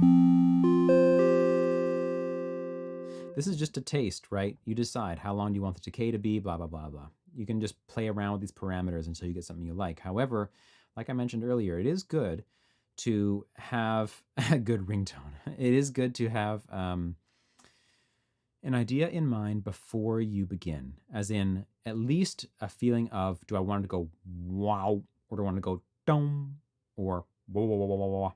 You know, if you don't have that, then that means you don't know what the purpose is. You don't know why you're making a synth in the first place, which could be fine for just practicing, just trying stuff, that's fine. But if you're making a song, you want to know what the purpose of the thing is first before you go to make it, or why you're even making it in the first place. And if you know what the purpose is, you probably have an idea about, do you want the attack to be fast? Do you want the filter to be dark? All that kind of stuff. Of course, not when you're just beginning, but after some time, that sort of thing comes just by doing a lot of synth creation. Okay, so now this is moving. The amp envelope is decaying. Envelope 2 is causing the decay as well. So it's sounding quite good now. Over here, this thing has already been pre-programmed. It's saying mod wheel controls filter cutoff. So the mod wheel on my keyboard is going to move this thing. When I put it up, it's making it darker, which is kind of backwards weird behavior. I'm not sure why they did it that way. And when they move it down, it opens it. This is very cool to have. You want to have as much modulation possibilities as you can. And one of the defining features between this and, say, Serum is that Serum allows you to have macros, which is a set of secondary controls down the side, knobs, that you can assign as many parameters to as you want. So once you've created your main sound, you can then create secondary modulations, meaning like you could have a sound that's like this, and then you could also have a version of the sound that is a pluck, say like this. And you can have a knob that sweeps you between the two. And you can modulate that in your MIDI event so that as you're playing, it can change over time. And you have 4 of these macros in Serum that allow you to assign many parameters to them. And this helps the overall usability of the synth, because right now we're going to end up with a synth that has a couple of primary qualities. It has this quality, and we're going to be able to use the mod wheel to modulate something, but we're not going to be able to do too much more after that. It's going to be kind of the way the synth sounds, whereas in other synths, you can make a patch that is so complete, so to speak, so complicated, that it has a primary sound, but all of the macros allow you to reach secondary versions of the sound that you could use at different parts of the track or in different songs altogether. It's quite cool, actually. Okay, good on that, good on that. I don't actually want this to function, so we'll turn that off. Mod B is just more of these slots. And they've got one pre-assigned here as well called Aftertouch. Your keyboard may or may not support that. Mine supports it, but actually very poorly, so I never use it. The idea is so cool though. And like some of the more modern synth or MIDI controllers, like say the Rolly C-board, if you've seen that. And there's another one I'm forgetting the name of too. It's also got it really well. Have this polyphonic aftertouch, poly, multiple, phonic, sound, polyphonic, multiple notes, aftertouch. You've touched, and then you can apply pressure, and it can move. The Atom SQ has whatever the hell I'm talking about right now. It has that too. That's cool if it actually does. So that once I've played the thing, I can then squeeze even harder and make it say vibrato or something like that, right? That's pretty cool. I don't have anything that can do that right now, and my keyboard is so crappy. With my keyboard is expensive, but that component of it is not any good. So yeah, I've actually not experienced the joy of Aftertouch that much in my life, but I'd like to. So here they have it. We're going to turn it off. One thing I actually now forgot to mention right at the start of the thing is that when you go to make your synth, make sure you come up here and you go to init. You want to initialize your patch so that everything gets set back to 0, because the basic Mai Tai comes with a default sound built into it. And if you start working from that, you're going to have a real headache. It's got a bunch of stuff already set up. So make sure you, make sure you turn that to init first, initialize. It's legit. It's almost replaced my keyboard. Wow. Okay. I was actually looking at those the other day and it looked pretty sick. I might want to get into that. Okay. So we're good on that. We just have 2 banks of modulations, meaning you can start to get the idea. You can do a lot of modulations. These envelopes don't have to just control one thing. Envelope 2 could control all sorts of stuff. It could control the pitch of one oscillator while also controlling the cutoff, while also controlling the level of the noise oscillator, while also controlling the rate of the LFO. One envelope can be assigned to control as many things as you want. Well, as many things as these mod slots will allow for, right? There's 16 of them or 15 of them, 16. Studio upgrade, yeah. One day we'll get there. Okay, so that's good. And I'm happy with this so far. A couple things we want to still do though. The first is velocity control. I'm a stickler for this. Unless the sound never needs to be played at a different volume, which does happen for sure, I always have velocity control on. That's probably because I have a piano background and I'm so used to being able to touch the thing softly. That's what she said. So now I'm playing real soft.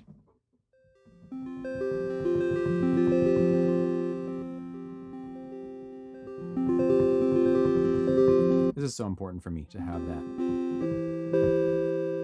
It makes the whole thing usable.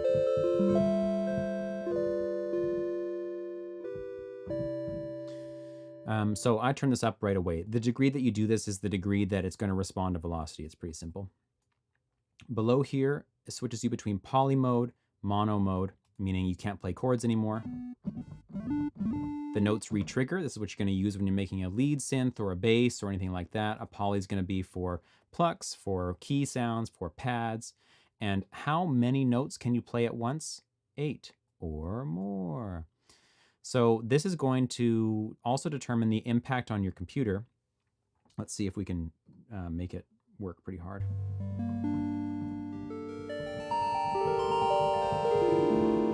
Not even really. Like I'm watching the performance meter down here. If you want to check this out, I'm just going to like hit a whole bunch of keys. And it's hardly moving. What's up, Zelda? Okay. So push all 8 chords to the limit. Yeah, maybe if we put on the Supreme, we could get it going, hey? Smash the keys. Sorry about that. But you see it starts to move there, right? So you might need to limit this to something. Most patches aren't going to need 32 voices, right? You're not going to play that many at one time. So 8 was not enough for me because when I was playing earlier, I was doing this sort of stuff. And if you listen very carefully, you'll see exactly what I mean. This is something you want to watch out for in your own playing. I've got a sustain pedal here, which, by the way, if you do not have a sustain pedal, wow, do yourself a favor, change your life. It will change your life. I'm not telling you to change your life. So even matching the keys sounds meant. Okay, so listen to this. I'm going to start off by playing the low keys here, low keys, the mid keys. But over time, those lower notes are going to suddenly disappear. And that's the issue that I want to avoid. Now they're gone. See what I mean? Suddenly the low notes just go away. Because I play more than 8 voices, a voice is a note, more than 8 notes, and suddenly, blop, it just goes. Having a sustain pedal is essential. V-Code, welcome, by the way, good to see you. Yes, for me it is essential. It is completely essential. If I sit down at a keyboard, just like Nick is saying, and doesn't have a sustain pedal, I basically don't play it. I honestly can't stand it. It just like, I don't know, I'm so attached to it. Unless I'm just going to play like, you know, lead lines with one hand or something, that's fine. But if I'm going to play chords or whatever, like, wow, it just makes all the difference in the world. Freak Block, what's that? Katana Quest, wow, what a sick name. And welcome, by the way. Wow, that sounds like a game I want to play, Katana Quest, wow. No, I'm saying it wrong, Katakana Quest, that also sounds sick though. Wow, just walk away from it in disgust pretty much. Honestly, I've done that a few times. Frequency Block, what are you talking about? I'm into it though, whatever that is. Okay, so I'm gonna bring this up to like, I don't know, 16, let's say, voices, or 15, how about that? Yeah, you don't play piano so well to draw everything. I know, that's pretty common for a lot of people. F minor, okay, Hari, welcome. Yes, you're right, okay, very good. Anyone who's in the drawing world, meaning drawing your notes in, I would like highly suggest you at least get like a basic MIDI controller and start learning a little bit of the keyboard. It will honestly make a huge, huge difference to your productions in terms of like the speed at which you can produce. If you're trying to produce anything that is at all complicated, having to draw everything in is very slow, and trying to try out ideas quickly, that's where the keyboard comes in. You want to know what that chord sounds like, you got to draw every note in and then try it. You know, if you have a keyboard, you just go blop, blop, you know, like it makes a huge difference. You don't have to play piano to get used to keyboard input. Yeah, it's totally true. Eight or more keys always block. Oh, it frequency blocks. You mean it's dropping out those lower frequencies. Is that what you're talking about? Just learn chord shapes and scales at least. You got it, Nick. I'm a huge believer in that. By the way, to anyone who's new on the stream, welcome. Happy to have you here. Please check out the links in the description of this video too. I have a Discord if you want to chat music with me and talk production and all that stuff. And I also have a couple of courses. Speaking of learning keyboard and scales and stuff, I have a couple of courses called Musical Warp Drive. They're available on Udemy right now. You can check them out in the description. They're not on synthesis. They're on learning chords and scales and melodies and how to write music. You main on trumpet. I love that. That's hilarious. I main on trumpet. How long have you been playing piano? I've been playing piano since I was 8, but it was not very serious at that time. I took it for a few years classical, and then I gave up, and then I took it up again when I was 13, and that was when I started playing guitar as well. And I took guitar way, way more seriously, but I've continued playing piano, playing keyboard, let's say, that whole time. And so my skills are enough that I can get what I need down really quickly. But I can't like perform. I couldn't like, you know, go play a solo piano concert unless I had a lot of practice ahead of time. I've enrolled in both of the courses and will enroll in the course you release for sure. Oh, that's so good to hear, V-Code. Thank you. I hope you're enjoying them. FM synthesis. Hey, FM synthesis is sick. I love it. We should talk about that someday too. Okay, I think we're getting close to this key sound being cool.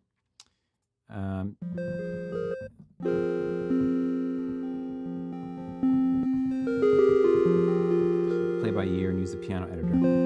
Yeah, I think a lot of people do that too. It's just not my way.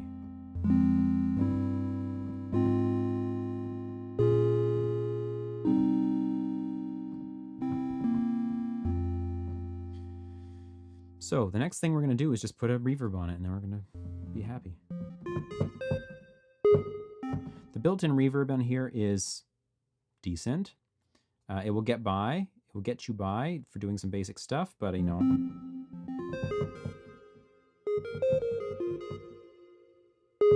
I'm not going to get into a talk on reverb today too. That's another like 2 hours where I just talk constantly. Wow, so many things to say about reverb. Love how you built the sound up from scratch, Max, and explained everything along the way. Thanks, I'm glad. What kind of genre are we going for today? We're actually not going for a genre today. We're just going, I was going to go for a genre today over and do something, but I ended up just talking about synthesis, the basics of synthesis for like the entire time. But we still got some time left, so maybe we'll get something down. When composing a music, do you always use a MIDI keyboard or you just use a computer keyboard? I always use a MIDI keyboard. Always, always, always. Russian opera. Hey, okay, that's going to be the next weekly challenge in the Discord. Hey, we should do that. The first one, Russian opera. Sensium, another sick name. Wow, people are just on it. Have to see a course of you is great, but I love Cubase more than Studio One, but have the Atoms, SQ, and fader port. Okay, nice. Welcome, by the way. Nice to have you here. Yeah, maybe I'll make a course on synthesis someday. I've toyed with the idea before, but I've not really got into it. I was just going to do an overview today, but if people are like wanting a deep course on my philosophy, we've talked about it a couple of times. We had an idea to make a course called, what was it called now? Pretty synths for soft boys and girls. I like to make pretty synths. So, you know, that's my thing. I like to make a lot of stuff that is really playable, really responsive, very beautiful sounding. Of course, if you listen to any of my other streams, I'll play you guys a track from my other stream here before I go, so you can get a vibe of how heavy of the synths I'm into as well. I'm into like the crazy stuff as well, but most of the time I like to make pretty stuff. I need to see Future Bass at some point. It's energetic. Yeah, okay, we should make some Future Bass. That'd be pretty sick. I actually haven't done that in a long time. Okay, so I like this sound now. One thing we haven't done is put a mod wheel thing on it. Let's just grab that real quick. Pretty synths for soft folk. Yeah, soft folk. Okay, there we go. And let's get the mod wheel to control. There's a couple of cool things we could do. One would be, oh, sorry, there's one other thing I need to do, which is velocity should also control the cutoff. This is pretty essential to me. So meaning, okay, let's select it first. Filter cutoff. Where am I looking here? Filter cutoff. Okay, so here's what we're going to do. I want to have it so, like I said earlier, when I'm playing softly, excuse me, the volume goes down, of course. But I also want the filter to go down when I play softly, which also happens on real instruments. When you pluck a guitar or hit a piano real hard at the start, right, the thing gets very bright and then decays over time. If you hit it softer, it's darker to begin with. That's a realistic behavior, and that's what I want to emulate. Here's what's going to happen in its current setup. If I hit it as soft as possible, it's going to be at this position. If I hit it as hard as possible, it's going to be overflowing above the top of this thing here, so to speak. It can't actually overflow, but it's going to ram against the top of the filter thing. I want my hardest hit to be equal to this spot right here. So actually we might, no, we're going to have to bring this down a little bit and bring this down.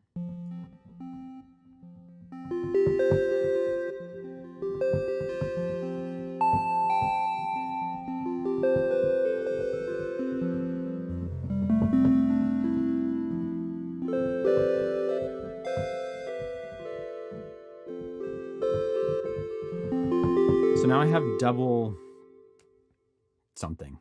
I play soft, I get quiet. I play soft, I get muted. So now my velocity is even more effective on the sound than before. That's kind of what I'm going for. I want as much juice out of the sound as possible through my actual action of playing. It makes it fun to play. I want to make synths that are fun to play. And now the mod wheel, we're going to grab mod wheel, and we're going to just put a vibrato on this. It's kind of weird. You might think vibrato on chords, what are you doing? But I actually really dig that kind of thing. Anything electronic is easier to make for me without still having trouble with dubstep or rather any basics of it at least. Making acoustic music, if you're not used to playing it or if you don't play a real instrument, is Gonna be pretty tricky for sure. I've seen people using VSTs like Omnisphere, Keyscape, Contact, Serum, and Nexus, but their price are really high. Do we need such high price VSTs? No, absolutely not, VCode. You can definitely do this. So just stick with Mai Tai for as long as you can. You will know, I said earlier, you will know when you need to upgrade, when you outgrow it. You can make so many good sounds with Mai Tai. Like I wanted to get into some really cool stuff today, and then I spent way too long talking about the basics. So maybe in the next stream, we'll get into some actual like cool sounds. Like this one is cool, of course, but there's some other cool stuff we could do too. So don't worry about it. I mean, of course, when you watch me on stream, I'm using all the fancy toys, but I've had many, many years to build up a collection of fancy toys, and that's not essential. I spent many years in the early days just working with stock instruments, not on Studio One, of course, on a different DAW. Don't mean to block you, bro. Everyone should really listen to you. You're giving gems. Unfortunately, I purchased software and hardware, but I need not be lazy. Yeah. Stuck to Mai Tai for 2 years. That's great. It's the person, not the synth. Hey, okay, we're all on the right track here. Inspired by what's possible with Mai Tai. Okay, that's great. I'm glad. I'm happy to show it. Okay, so the mod wheel is going to control, check this out. The mod wheel is going to control, that's not what we want. Here's what we're going to do. We're going to use an LFO. The LFO, remember, is constantly doing this. It's not attached to anything right now, though. It's just sending out values up and down constantly. We need to attach the values to a parameter to make it do something, right? So we're going to say LFO1 is going to be the values, the value generator we're going to choose. And then, don't listen to us anymore. And then we're going to say LFO1 is going to control Oscillator 1's pitch. And check this out. Sick. So you notice it's only on the right side because we panned Oscillator 1 to the right and Oscillator 2 to the left. And so this one is staying steady and this one's like a police siren. This light is flashing in time with how fast the values are changing. And this shape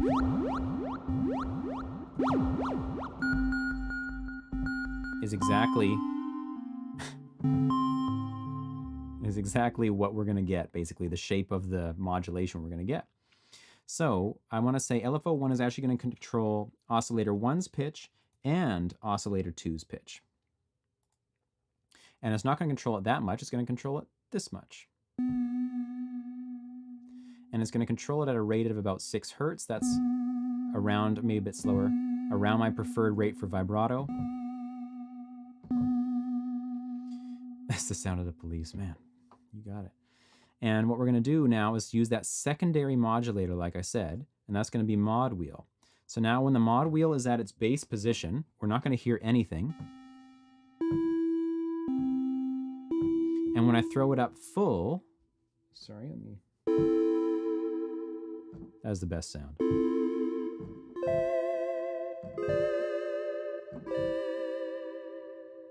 Right?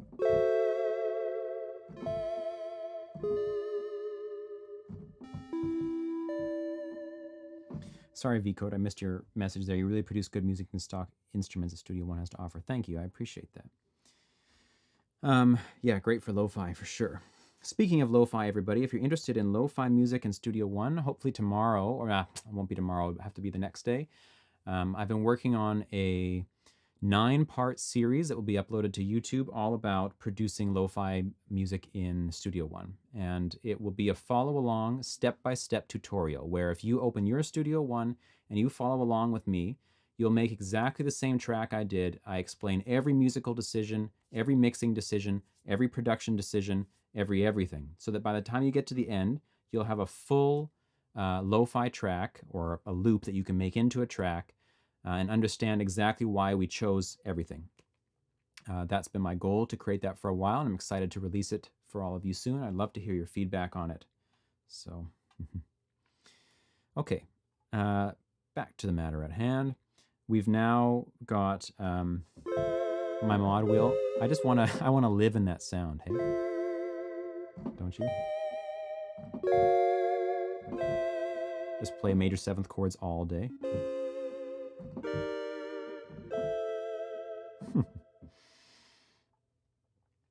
Okay, so I'm happy with that now. Let's just get, let's see. Sklones, hi, welcome. Nice to have you here. Nice to have everybody here, by the way. I don't think I've ever had this many people on a stream before. It's kind of a trip, actually. So welcome to everybody. If you've been enjoying the video, please let me know by giving the video a like. I really appreciate that. If you're not enjoying it, of course, just peace out. Then that's an easy way to go, too.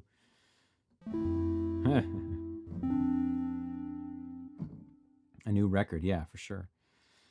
Okay, so don't sweat it, bro. I was gonna start a beat today and use the sounds we were doing to make the beat, but I feel like I've only got 15 minutes. I don't know that I really want to get into that at the moment. What I will do for now is play you guys a tune that I've been working on a previous stream series. I actually stream twice a week, in case you guys don't know. All Studio One stuff, sometimes with all stock instruments, sometimes with all the fancy toys. And my other streams are on Sunday at 10 a.m. Pacific time. And we're working on an absolutely insane song in that series. Some of the guys here, some of the people here are present on that stream as well. And I'll just play it for you today. Oh, and I'll show you a really cool plugin that I downloaded today. I downloaded the trial of that you guys are going to like. I'm actually super stoked on this. Not very focused on this, but I will for sure come back to see the videos and live streams. Meanwhile, I have this in the background. Oh, that's great. I'm happy to hear it. Megan and I like to have various streams on too. We're just like doing stuff around the house or chilling, and we have people, usually game-related streams, video game streams. If you guys don't know, I'm super big into video games. So if anyone wants to chat games with me too, join up on the Discord. I got an off-topic channel on there. You can just, to your heart's content, get at me with the video games. I always love the grand finale of these live streams. Okay, that's good to know. Okay, so I need to set my buffer size. This is a track I've been working on for about 5 weeks now. It's all been on stream. So if you guys want to see how it was made, it's all recorded so far. Yeah, Bill, I think about it every day. Where's Bill on the Discord? Where's Bill? Where's Stranger at? I was going to ask if he made it to the credits in Hades yet. I know. Where's Stranger at? No, he's probably sleeping. I think it's like 4 a.m. for him or something like that. Okay, by the way, speaking of Hades, if anyone's into video games, play the goddamn game. Hades, wow. Wow. It like actually is, I don't even know what to say about it. One of the best experiences in general that I've had ever. Certainly in the game world. Do I have any videos on how to program drums in Studio One? Well, let me tell you, my friend. Boy, do I ever. Just check out the channel. And play.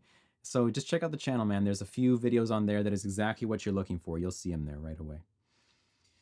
Breath of the Wild. Oh, Zelda, guys, don't get me started. Wow, just amazing. Transistor, I got to play it. I haven't tried it yet. I got to play the track here, guys. Let's do it. Okay, so this is like, prepare yourselves. And I don't know how the volume is going to compare to the previous one. So I'm sorry if it's like super loud or anything. I may just play a couple drum hits for you to make sure that you're going to be all right.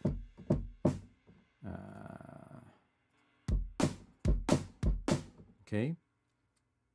This is sounding like pretty quiet to me. Why is that? I must have a fader pulled down. Oh, here we go. It's going to get much louder. Sorry, guys. One sec. Got the sub maxed out. Okay, that's a sound check for you, just so you don't blow your ears off. I'm trying to be considerate here. And so I'll play this. I'll play this track for you, and then I'm going to talk about this plugin that I got today that you guys are actually going to be stoked to hear about. It's so loud. Okay, sorry, guys. Oh, you're right. Let me pull this down. I usually have this down 3 dB. I'm going to pull it down a little bit. Okay, let me just make sure I'm like actually not going to like explode anything here. Yeah, it should be good. Here we go.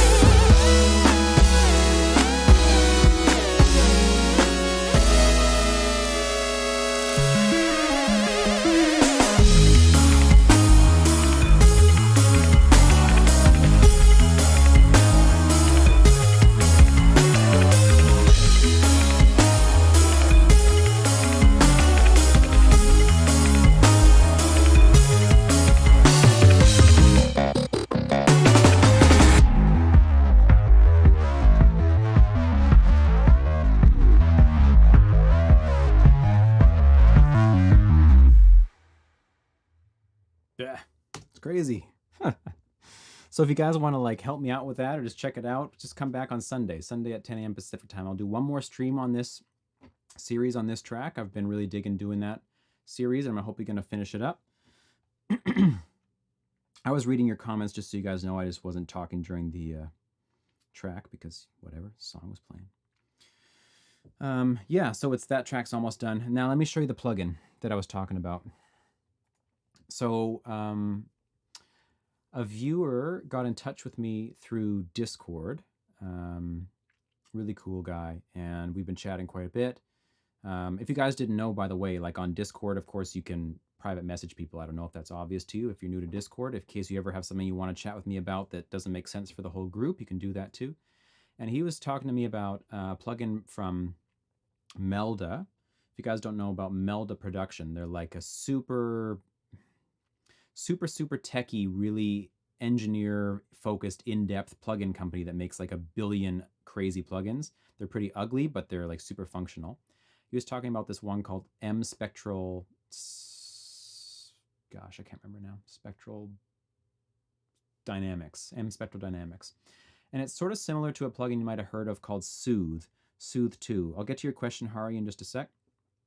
And Soothe 2 is like a kind of resonance tamer. And so you put it across like a vocal or something, and it dynamically in real time will compress very, very tight frequency regions to remove resonances and create a super smooth, well-balanced track on whatever instrument you put it on.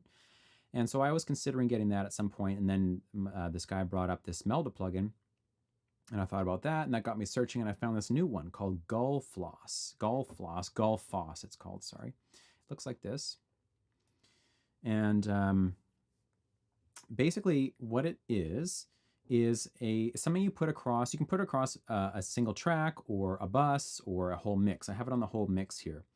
And what it's doing is a similar thing to what Soothe is doing, as I just described. It's a real-time frequency balancer, you could say, and it is using the way that we perceive as humans, we perceive audio to intelligently, in real time, shift the frequency balance of various elements so that it reveals things that are hidden by masking and tames harshness and all sorts of stuff. So it's very simple controls up here. I'm not going to go into all the stuff right now. We could go into another video to do that someday. But I'll just play like a section and you can see kind of what it's doing. I'll go back to the start and play the little funky part, and you can just check it out. I have it on a somewhat subtle setting at the moment right now. I'll bypass it for you and you can see if you can hear what it's doing, and then I can maybe put it on an extreme setting and you can check that out too. So here it is. Just watch the graph here.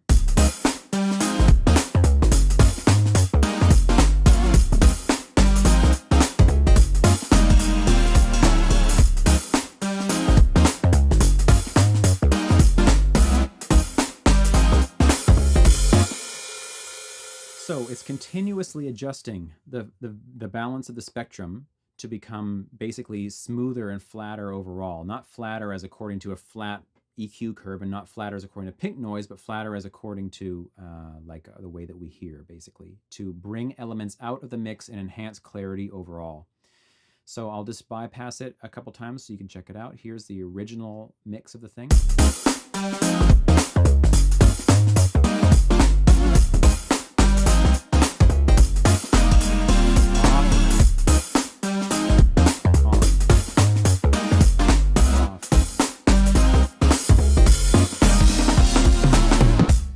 I'm gonna just like make it crazy. I'll go insane with it just so we can see.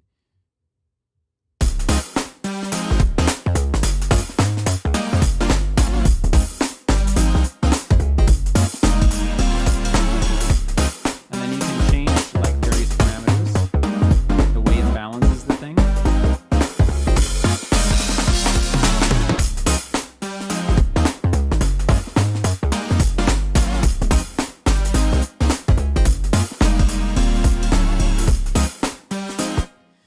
So it is super, super cool. Like, this is what I've been looking for a while, honestly. It's a way for me to do self-mastering and to hear things or to have things revealed that I've become numb to in the process of making the track.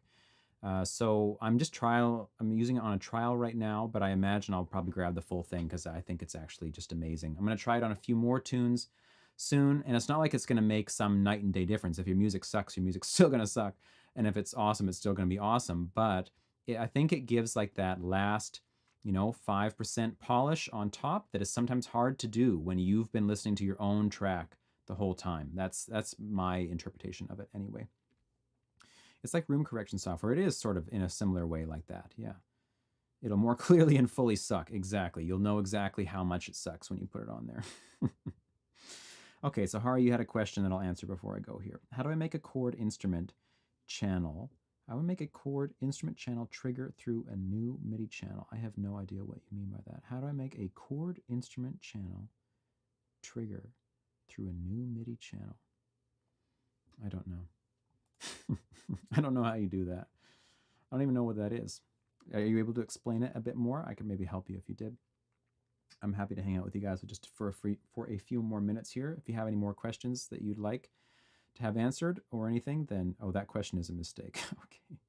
How do I make an existing chord instrument track trigger through another MIDI instrument track? How do I make an existing chord instrument track trigger through? Okay. You mean, how do you make an existing instrument trigger through multiple MIDI tracks? Is that what you're talking about? You have your MIDI track attached to your instrument. This one's attached to Serum. Here's those macro knobs I was talking about earlier, right? These things you can change to get like a variety of different sounds. How do I make this instrument be triggered by multiple MIDI tracks, as what my assumption and what you're saying is? So I can create a new MIDI track. Can I create a new MIDI track? Do I ever just create straight MIDI tracks with no instruments? Okay, well, here's one way to do it, Hari. You can just go in here, new MIDI track, existing instrument, and choose the instrument that you want that's already in your track. That's one way to go. Another way would be to go in here and push duplicate track. That will create a duplicate MIDI track that's attached to the same instrument, but is not a new instrument. So this is going to Serum number 2, and this one's going to Serum number 2. And if I open this, they both open because it's the same instrument. That's an easy way to do it. It's so good to see Serum again. I had to wipe my PC, so I have to get everything back. Serum's the shit, man. I love it. I did get Vital on the recommendation of you guys as well. Some people were telling me about Vital, that new synth. I haven't really had too much time to try it out yet, but I will do that. I also had somebody very generously gift me a copy of Falcon recently, which I'm going to get into. If you guys don't know Falcon, it's like a hella techie, crazy, insane synth that can do everything and anything that I hardly understand at all, but I'll get there one day. Golfos is the name of the plugin. I should have said that. I should have wrote that in the chat. Thank you, Bill. Yeah, exactly. I'm not set up a Spitfire yet. Wow, man. That's just not happening. In fact, you know why it's not happening? I'm waiting for Black Friday. I'm waiting for next year's Black Friday. I'm waiting for Boxing Day, and I'm going to buy a new like 2 terabyte SSD, and I'm going to move all my samples over there. So I don't even want to try to install it right now. I'm just going to get that, put all that stuff on there so it's on a dedicated drive, and then I can leave everything else as it is because I'm kind of running out of space on my music drive. Okay, so thank you, everybody. It's been wonderful. I hope you got some value out of that stream and some tips on synthesis. I will definitely do another one of these. It was seemingly quite popular. You guys want to know more, so I will do another one next week where we actually make the patches I was talking about, like make a pad, make a pluck, make a bass, and then make a track out of it. That would be pretty sweet. And I mean, you guys can probably tell I'm super into it. I'm super into synthesis. And I just think it's one of the coolest things, being able to just generate your own sounds. And there's so much we not even scratched the surface of the surface of the surface right now. I mean, you can probably imagine. I, in my own life, have not even scratched the surface of the surface of the surface, right? Like, there is so much to synthesis. And some people out there are masters of it. Some people in the electronic music world, wow. You hear some of the stuff that they do. I hear some of the stuff that they do, and I just say, what? When I was doing that audition for Unison I was telling you about earlier, I was just praying that nobody give me a Noisia track, that they're going to be like, okay, here's your audition. Just remake the synth from this Noisia track. If you guys don't know Noisia, they're a drum and bass group. God. If you just watch those guys work, they're like literally masters of music production. Their mixes are so tight, so powerful. Their synths are insane. Their music is so heavy, it's probably too much for me most of the time, but like if you want to hear some crazy sound design, check out Noisia. Anyway, I would be happy to chat more with you guys about synthesis or anything else in the Discord if you want. And again, you can check out the links for my courses. They're available in the description. And also keep your eyes peeled for the Lo-Fi series that's coming out on YouTube in a couple of days. And yeah, I'm super stoked for that, and I would love to hear what you guys think about it. Tamimaki, welcome. Great to see you here. Thank you to you all for being here. I really appreciate spending the time with you. I love hanging out with everybody every time I do a stream, and I was happy to do one on synthesis, so we'll do another one for sure. I hope you all have a great rest of your day or night wherever you are. And yeah, join me on Sunday for the next stream, 10 a.m. Pacific time, to work on this track. We're going to finish it off, hopefully. Yeah, great to be with you. Thank you, everybody. See you all very soon.